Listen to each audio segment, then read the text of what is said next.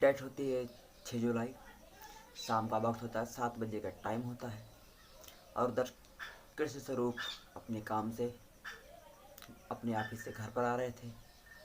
लिहाजा वो जो काम करते थे वो एयरफोर्स में अकाउंटेंट का काम था। और उनके घर पर उसकी 55 वर्षीय बबीता, पत्नी बबीता, और 27 साल का अकेला लड़का गौरव था।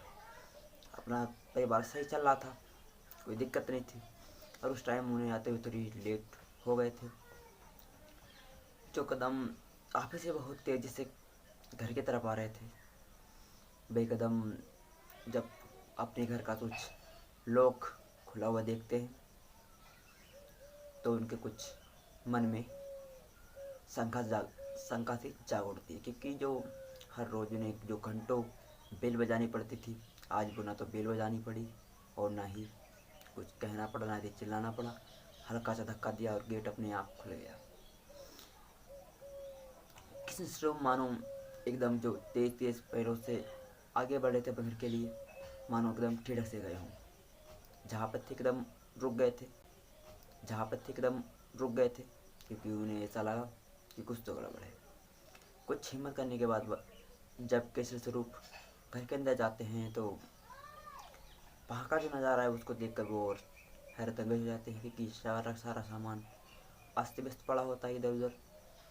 और इसके आगे जब आगे बढ़ते हैं तो और देखते हैं कि डायरेक्ट अपने कमरे में जाते हैं, अंदर वाले कमरे में जहाँ खून ही खून पड़ा था। और आगे बढ़कर देखते हैं तो इनकी पत्नी बबीता की लाश पड़ी हुई थी और आस पड़ोस खून भी काफ़ी पड़ा था। ये देख कर इनकी चीखें निकल पड़ती हैं, वो तेज तेज से चिल्लाने लगते हैं, अपने बेटे गौरव को आवाज़ लगाने लगते हैं। लिहाजा वहाँ कोई था नहीं, बस किसी ज़रूरत की आवाज़ गूंज रही थी। और ये फिर इनके साथ जितने भी सारे सवाल थे सिर्फ सवाल ही बन के रह गए थे, इन्हें कोई जवाब नहीं मिल पा रहा था। क्योंकि अकेले थे, सिर्फ 2 लोग थे, 2 लोगों के कत्ल हो चुका था। जब ये अपने बेटे के कमरे में जाते हैं तो बेटा भी बेसुध मृतावस्था में पड़ा था। ये देखकर ये और तेज से चिल्लाने लगते हैं, रोने लगते हैं। और ये आवाज़ पड़ोस के सारे लोग सुन पा रहे थे। सुनने के साथ ही लोग आते हैं इनके घर पे। और लिहाजा ये लोग किशन स्वरूप जो थे एयरफोर्स में अकाउंटेंट थे, इनके सीनियर ऑफिसर भी आ जाते हैं और पुलिस भी वहाँ आ जाती है।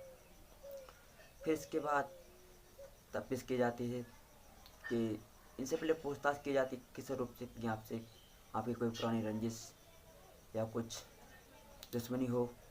तो उन्होंने साफ इनकार कर दिया कि मेरे किसी से पुरानी रंजिश से कोई दुश्मनी नहीं है। इसके बाद ये लोग सोचते हैं, पुलिस सोचती है कि कहीं ऐसा तो नहीं है आपके साथ कोई लूटपाट किया गया हो, अपने घर के पास कुछ अपने घर में कीमती चीज़ें देखी जाती हैं तो कोई लूटपाट नहीं होती है। इसके बाद पुलिस के पास तीसरा नंबर ये आता है कि इनके घर में जो एक बाहर कैमरा लगा हुआ था, कैमरा की फुटेज चेक की जाती है तो कैमरा फुटेज की डीवीआर गायब थी। अब पुलिस को ये चीज़ समझ में आ गई थी कि कुछ ना कुछ तो गड़बड़ है, ये कुछ लूटपाट ही नहीं बल्कि कुछ रची हुई साजिश थी। और इसके बाद ये लोग पुलिस वाले इस साजिश को, इस केस को ख़त्म करने के लिए काफ़ी कोशिश मशक्क़त करने लगते हैं। सारे जितने भी रिकॉर्ड सीसीटीवी कैमरा है सारे रिकॉर्ड खंगाले जाते हैं, मगर एक 4 सेकंड का वीडियो इनके हाथ लगता है। वो 4 सेकंड का वीडियो कुछ खास उसमें था नहीं। एक बंदा है जो पूरे फेस को अपनी गमछे से कवर किए हुए जा रहा है। फिर 4 सेकंड में इन्हें ना तो कोई पहचान पाया, ना ही किसी कोई सुराग न मिला। उसके बाद ये लोग फील्ड में उतर जाते हैं। क्योंकि जब बंदा पैदल आया है या तो वो पड़ोस का ही है, या तो किसी सवारी से, ई रिक्शा से, या तो और किसी सवारी से आया होगा। फिर इसके बाद ये लोग रोड पर जाकर पूछताछ करते हैं तो एक ई रिक्शा वाला मिलता है। वो बताता है एक बंदे को मैंने उसे मेट्रो स्टेशन पर छोड़ा था, मैंने उसे छोड़ा था, उसके हाथ में खून भी लगा हुआ था। मैंने उससे पूछा तो उसने बोला कि हाथ में तेरी चोट लग गई है। और उसने कुछ ज़्यादा फिलहाल मुझे इसके बारे में नहीं बताया। इतना बताने के बाद ई रिक्शा वाला चुप हो जाता है, मगर इससे भी पुलिस को कोई इसकी सहायता नहीं मिलती है। इसके बाद पुलिस उन उस बंदे से कहती है कि कुछ ऐसा कुछ जो उससे जुड़ा हुआ हो, जो आप भूले हो, याद कीजिए। फिर वो कहता है कि हाँ, एक चीज़ मैं आपको बताना भूल गया। वो ये था कि मैंने वहाँ मेट्रो स्टेशन के 30 रुपये बताए थे, और जबकि यहाँ से 30 रुपये पड़ते, मैंने उससे 30 रुपये तय किए थे। और जब वो वहाँ पहुँचा तो उसने एक 20 का नोट, एक 10 का नोट, जो कि काफ़ी फटा हुआ था, उसने मुझे कर दिया। मगर मैंने 10 का नोट लेने से मना कर, क्योंकि काफ़ी नोट फटा हुआ था, चलता भी नहीं। तो मैंने उससे कहा कि मैंने 10 रुपये दूसरे दो। उसने बोला मेरे पास 10 रुपये सिर्फ यही है, बाकी तो मेरे पास है नहीं। तो वो बोलता अगर आपके पास 10 रुपये नहीं है तो आप ऐसा कीजिए कि मेरे पास पेटीएम है, इसी के मैं आपको देता हूँ, आप 30 रुपये ऑनलाइन कर दीजिए। तब वो कैश के 30 रुपये ले लेता है और 30 रुपये पेटीएम कर देता है।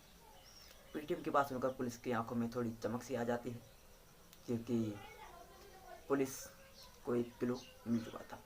इसके बाद जब ये उसकी डिटेल चेक की जाती तो उसका नाम अभिषेक होता है। अभिषेक नाम का फिर इनसे पूछताछ की जाती है किसी स्वरूप से, तब पता लगता है बबीता की, जो बबीता इनकी पत्नी जो मर चुकी है, उनकी उन्हीं का भतीजा था। और ये चीज़ जो आपको बता रहे हैं, कहीं ना कहीं उन लोगों की ये बात पुरानी थी, तो इस बात को पूरा बताने के लिए हमें पीछे जाना पड़ेगा।